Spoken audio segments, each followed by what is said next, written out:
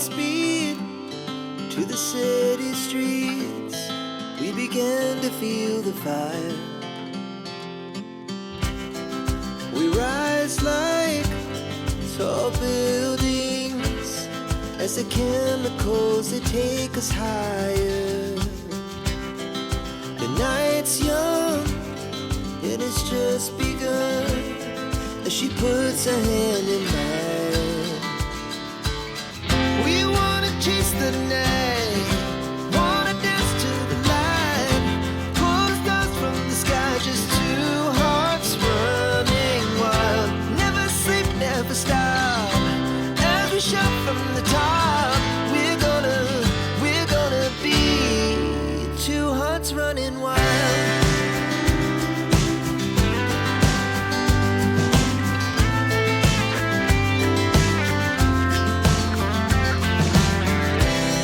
Now the morning is the afternoon. We lay awake in bed. It laughs so loud as the hours pass. We're gonna do it all again. We wanna chase the night, wanna dance to the light, pull the stars from the sky, just two hearts running wild. Never sleep, never stop, as we shout from the top. We're gonna be, we're gonna be two hearts running wild.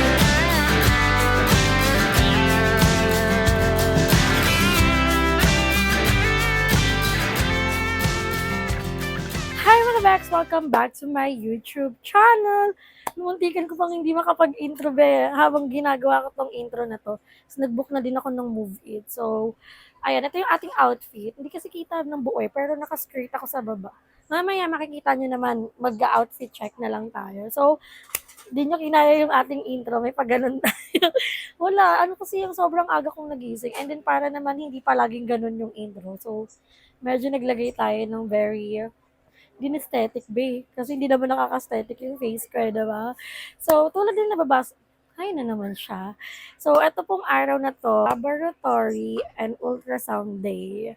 So, ito na po yung sinasabi ko sa inyong follow-up check-up. Dito na po magbe-base kung nagkaroon ba ng progress yung paggagamot natin, or dun na din makikita kung yung hyperthyroidism natin is maintenance na ba siya, or makukuha pa siya ng ilang gamot bago mag-maintenance. Hindi ko alam kung ano pa yung mangyayari, pero isa lang yung nararamdaman ko ngayon, kundi kinakabahan ako. Hindi ko alam kung bakit ako kinakabahan kasi wala naman ako ibang winish kay Lord kundi magkaroon talaga ng progress. Since hindi naman biro yung pinagdaanan ko, 1 month na nagagamot talaga ako. 'Di ba? Hindi siya biro. So, wala. Sana maging maayos and sana mamaya makapag-vlog ako, makashare ako sa inyo nung ating ano bang gagawin sa atin. So ngayon, kukuhanan kasi tayo ng dugo. So ang test na mangyayari sa atin is TSH, T3 pati T4. And then ngayon na magkakaroon ng neck ultrasound dahil nga nakikita nyo. Hindi ako naglalagay ng product, so pasensya na kung hindi pantay yung leeg natin sa kulay ng mukha natin since hindi ho ako naglalagay ng any product na dito ho sa leeg ko.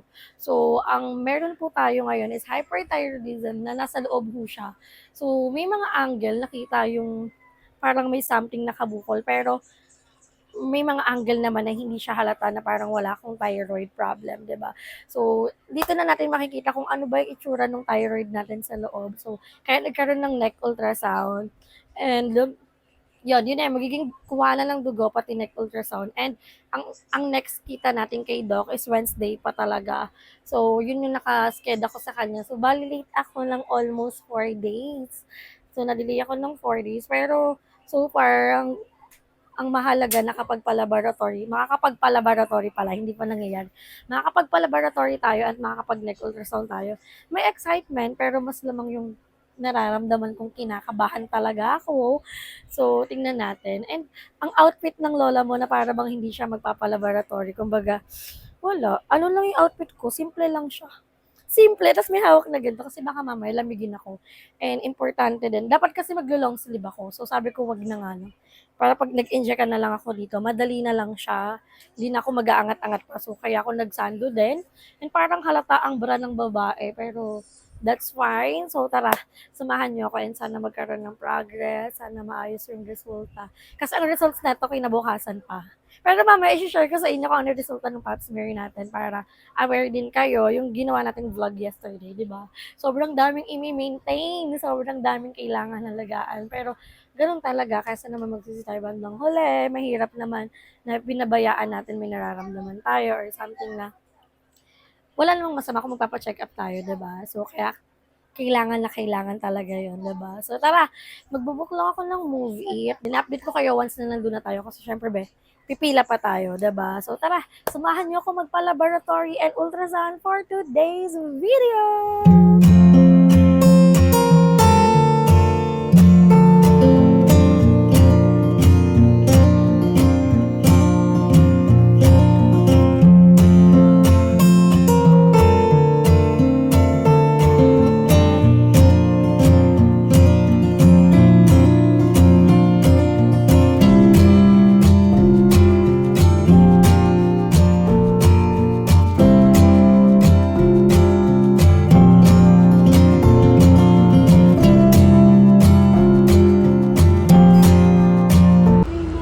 Tusok po ako, hindi malalim.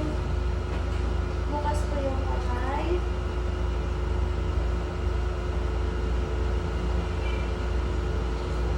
Hindi malalim ulit po. Ayun na. Bukas po, ma'am ha. Thank you so much po. Ito po yung resibo mo po. Sa cashier po makukuha. Thank you po. So guys, ayan, hindi naman natin na-vlog. Anong na-vlog? Na-videohan ko nga yung facial expression ko. Kaso wala na siya guys. Tinanggal ko na din since kailangan lang din naman siya 5 minutes itap ng itap. So hindi naman siya pwedeng nakastay siya dito kasi masakit yun. Pag tumagal, masakit siya bago tanggalin be. Pag tatanggalin mo siya parang sumasama yung balat. So far, thank you kay ate kasi sobrang gaan ng ano niya, ng kamay niya.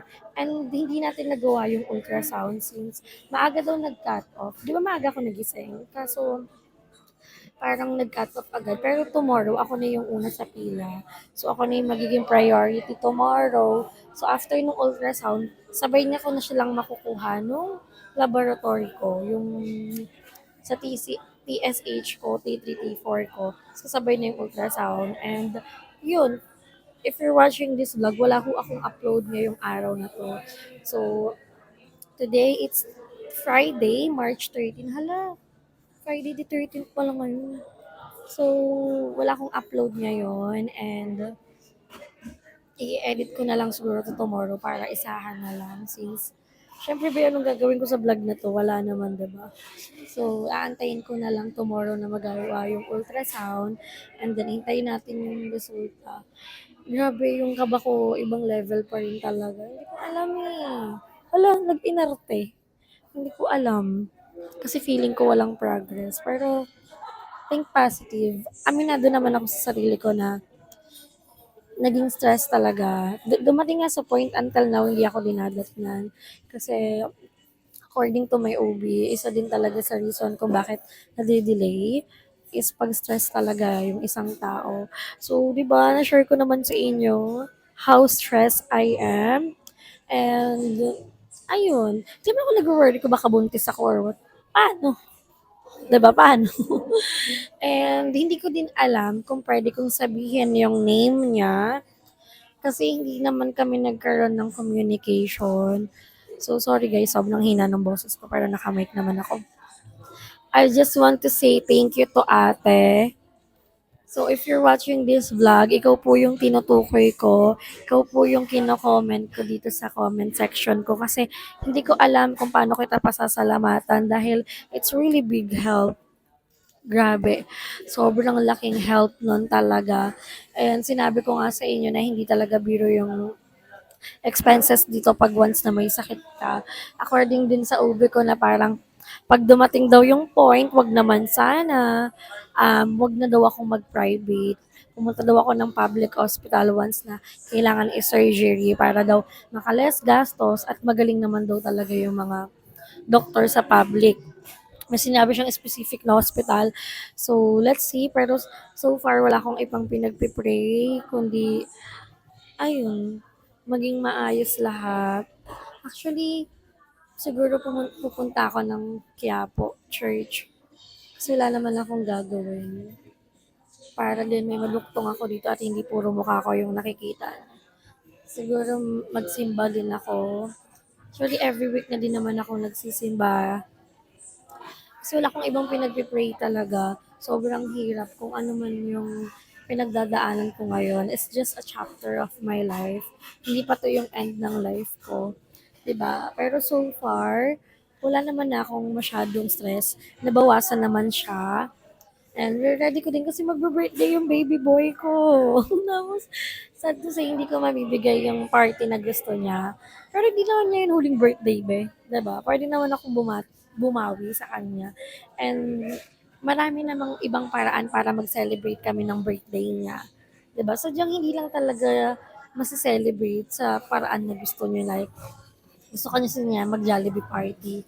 And yun naman talaga yung unang naging plan, kaso dahil sunod-sunod po yung gastos, sunod-sunod po yung expenses ko, hindi ko kakayanin. Kaya pero kinabukasan, wala nang makain. Ayoko naman ng gano'n na, anong tawag dun? One-time millionaire? Basta ayoko maging, kahit na sabihin mong kakayanin yun, wala, kasi madami din akong babayaran. Kailangan kong i-priority bayaran lahat since, syempre, hindi naman may iwasan yung mga ganong bagay. So, kailangan natin mag-pay ng mag-pay. So, ayun, naisip ko naman kung paano namin i-celebrate yung birthday niya. So far, may enjoy niya pa rin naman, diba? So, inantay ko na yung order ko. Ano lang yun? Corned beef pandesal be. Kung kumakain kayo dito sa SB, try nyo yung pastry nila ng corned beef pandesal. Sobrang sarap. I love it. So, yun na yung magiging silbing, anong oras na ba? 11:15 na po. So, nag-breakfast ako be, 4 a.m., 4:30 a.m. So, sobrang OA na ang aga ko nagising. Diba? So, ayun yung kakainin ko and samahan niyo ako mamaya. Punta tayo sa Quiapo Church.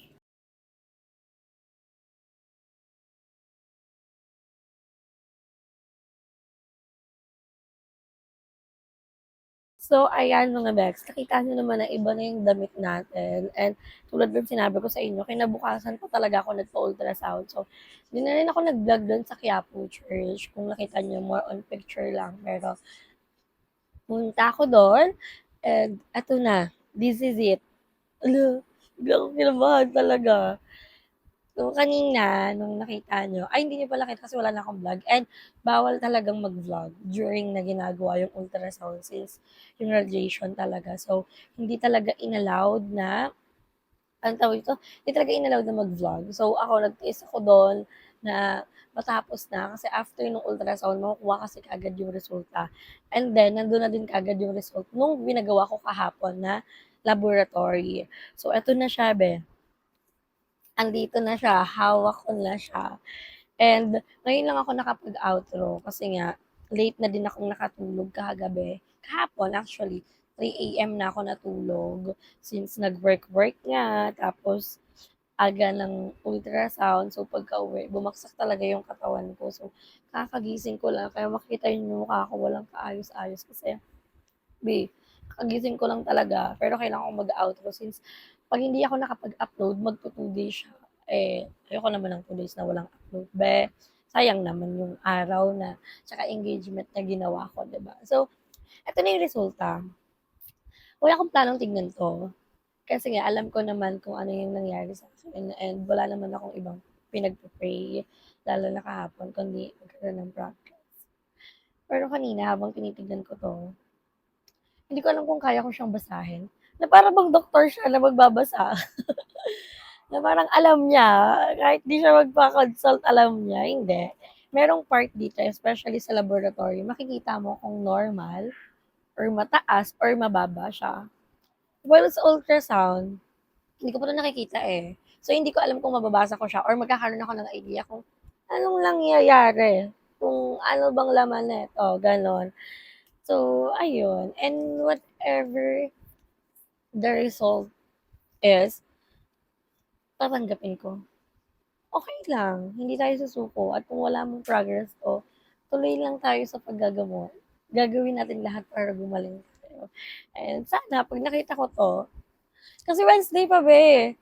Pero, gusto ko na din siyang makita kung ano nga ba, kung ano ba yung, ano ba na ko, kanina nung tinitignan ko to, umiyak talaga ako. Kaso, bawal ka mag, no, no, no. Sige, unahin natin tong laboratory. Oh, ang bilis ng tibok ng puso ko, be. Ibang level. Dito kayo ko.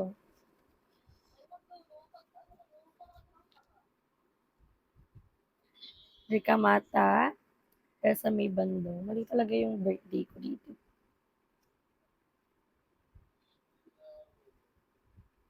Daytime collected, 5:22. 6:03 yung receive, release 9:47 p.m. Ano na guys?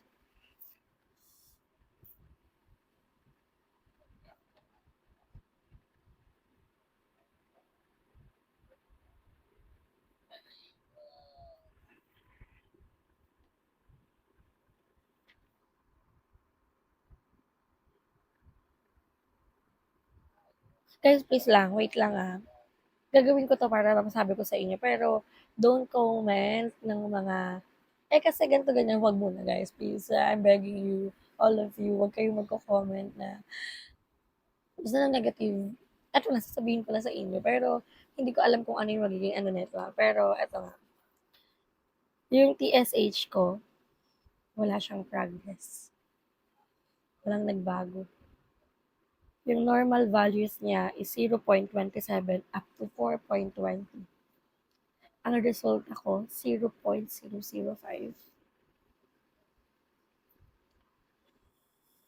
Ang FT4 ko, ang normal values, 0.93 up to 1.71. Mataas pero hindi siya katulad nung una. Mataas pa din, pero hindi siya katulad nung una. The result was 2.53.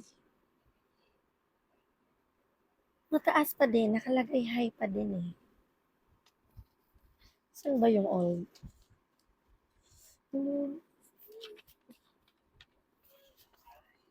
Oh, 7.77 ako last time. Ngayon, 2.53 na lang siya.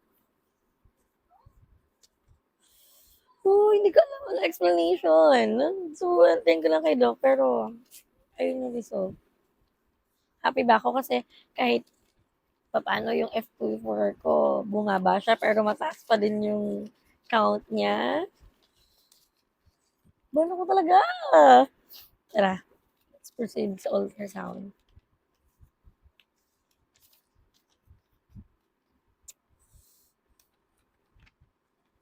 Ay, ang haba.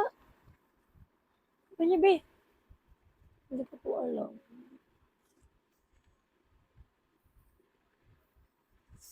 Segment. Hindi ko to alam. Hindi ko to mababasa. Hindi ko alam yung pictures.